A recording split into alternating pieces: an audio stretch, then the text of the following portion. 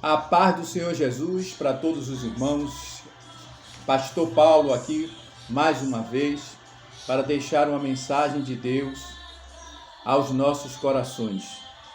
Quero louvar a Deus pela vida de cada irmão, continuar orando por cada vida e continuar pedindo oração pelo nosso ministério, pela nossa vida, pela nossa família, por tudo aquilo que nós temos buscado diante de Deus, apresentar ao Senhor para a glória de Jesus. Eu tenho aqui um texto no livro de Ezequiel e eu quero compartilhar com os irmãos. Eu vou ler dois textos. Um texto no capítulo de número 1 e um outro fragmento do texto no capítulo de número 2. Vou ler primeiro o capítulo de número 1, a partir do versículo 1, para a gente entender muito bem as características e entender o chamado de Deus na vida de Ezequiel. Capítulo 1, versículo 1 diz assim: E aconteceu no 30º ano, no 4º mês, no dia 5º do mês, que estando eu no meio dos cativos, junto ao rio Quebar, se abriram os céus, e eu vi visões de Deus. No 5º dia do mês, no 5º ano do cativeiro do rei Joaquim, veio expressamente a palavra do Senhor a Ezequiel, filho de Buzi, o sacerdote, na terra dos caldeus, junto ao rio Quebar, e ali esteve sobre ele a mão do Senhor. No capítulo de número 2, ainda no versículo de número 1, nós vamos observar o seguinte texto: E disse-me, filho do homem, põe-te em pé e falarei contigo. Então entrou em mim o Espírito quando falava comigo, e me pôs em pé, e ouvi o que me falava. E disse-me, filho do homem, eu te envio aos filhos de Israel, as nações rebeldes, que se rebelaram contra mim. Eles e seus pais prevaricaram contra mim, até este mesmo dia. E os filhos são de semblante duro e obstinados, de coração. Eu te envio a eles, e lhes dirás: assim diz o Senhor Deus. Louvado seja o nome do Senhor. Vamos orar em nome de Jesus. Pai eterno, Deus amado, Senhor Todo-Poderoso, eis aqui a Tua palavra. Fala conosco, Senhor, para a glória do Teu nome. É essa a nossa oração, nosso pedido em nome de Jesus. Amém? Eu tenho a palavra de Deus para o seu coração. Amém? Louvado seja o nome do Senhor. Estamos aqui diante da história de um profeta chamado por Deus para uma grande obra, para um grande trabalho, para um grande propósito. E Deus já começa advertindo a Ezequiel: olhe, eu te chamo, eu te trago com a responsabilidade de colocar em prática a minha obra, a minha palavra, o meu querer, a minha vontade.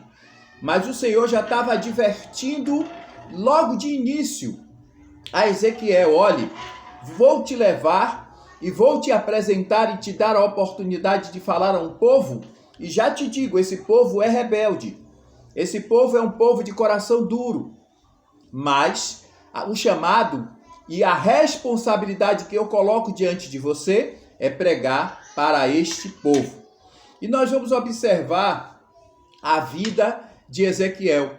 Ezequiel, ele passou por várias situações. Nessa situação aqui, do capítulo 1 especificamente, ele estava ali na região do cativeiro, na região do rio Quebar.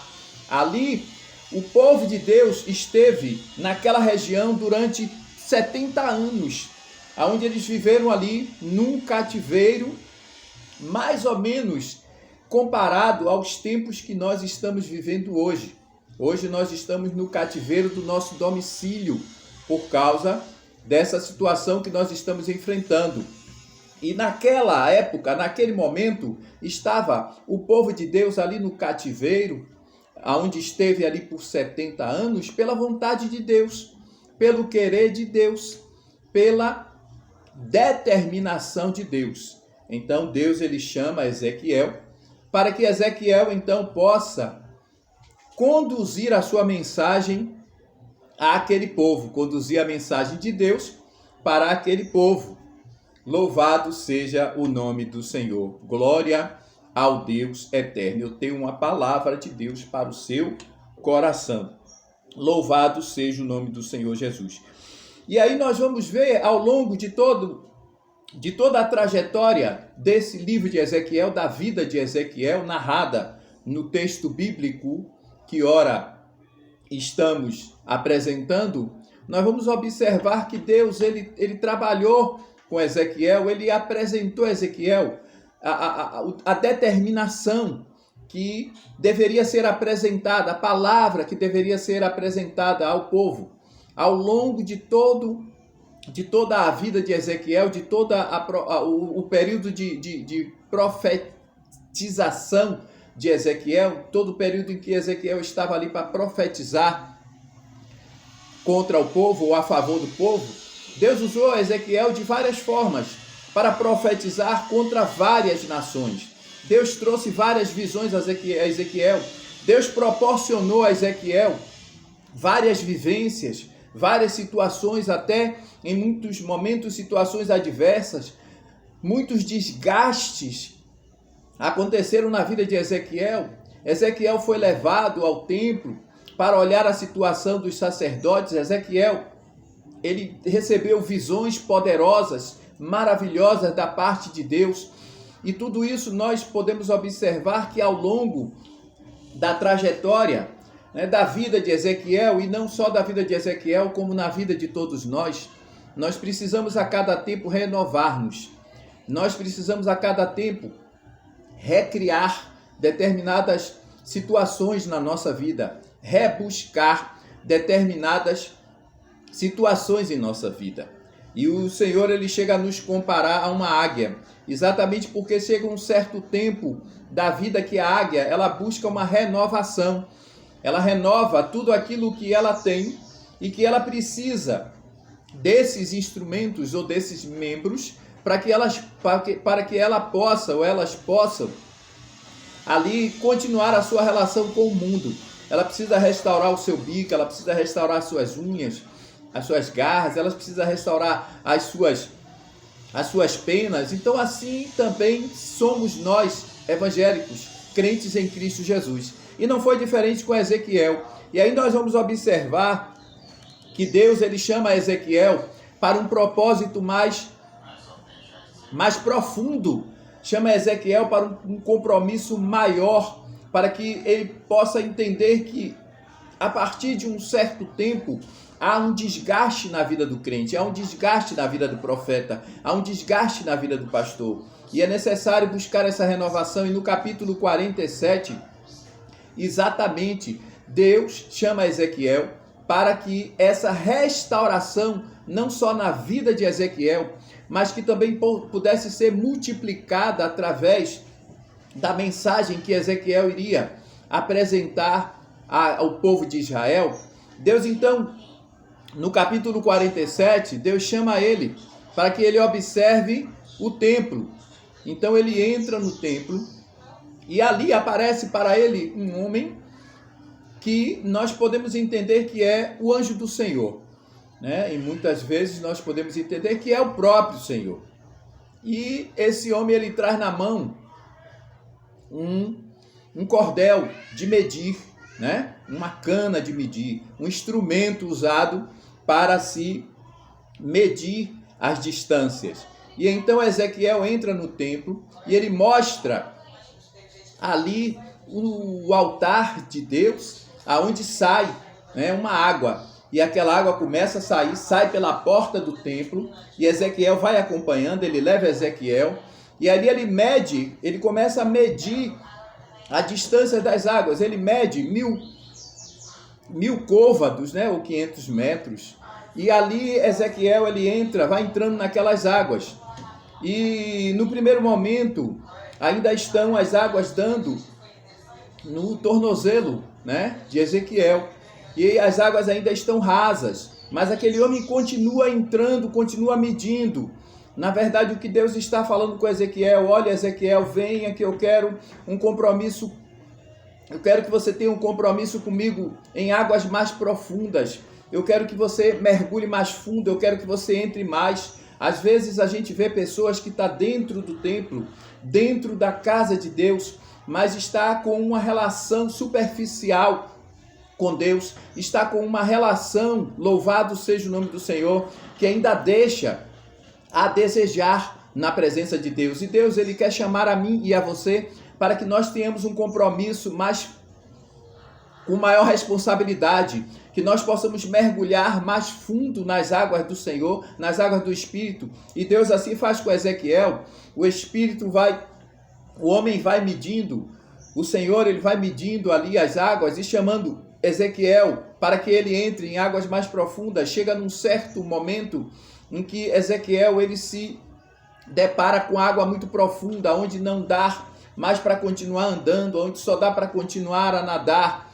E aí observe que tem determinadas situações, até um determinado ponto nós vamos sozinhos, mas a partir de um determinado ponto o Senhor, ele tem que nos guiar. Então aqui observem o que foi que o Senhor, ele fez com Ezequiel. Ele tomou Ezequiel pelas mãos e começou a guiar Ezequiel. Então nós precisamos entender que a partir de um certo momento, né, na nossa vida, é necessário que nós busquemos essa restauração, essa transformação, essa busca profunda. E se nós continuarmos lendo o texto, nós vamos ver que essas águas, elas desaguam, né, num espaço muito maior, numa região, numa área muito maior, aonde Deus, ele começa a apresentar ali no seu texto e ao profeta Ezequiel os peixes que estão nas partes mais profundas. Nós precisamos mergulhar nas partes mais profundas. A gente não consegue labassúria, alabaia taca labassurianda labaia lamantureca labassúria. Nós não conseguimos pegar peixes grandes em águas rasas, aleluia, para que nós possamos, aleluia, cumprir verdadeiramente a vontade de Deus, mergulhar nos rios do Senhor, nas águas profundas do Senhor. Nós precisamos, aleluia, buscar a nossa restauração, no Senhor, para que a glória do Senhor resplandeça sobre a nossa vida. Assim como Deus guiou Ezequiel, Deus, ele quer guiar a mim e a você a águas mais profundas, para que nós possamos viver uma experiência maior cada vez com o nosso Deus, com o nosso protetor, com o nosso Senhor, com o nosso poderoso Deus eterno.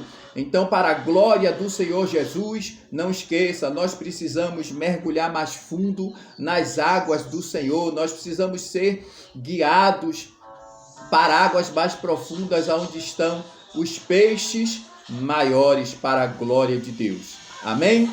Que Deus continue nos abençoando. Visite o nosso canal, continue fazendo aquilo que vocês estão fazendo, dá aí o like de vocês, continue se inscrevendo, para que Deus continue ainda mais nos abençoando. Aqui eu agradeço, a paz do Senhor, que Deus abençoe a todos.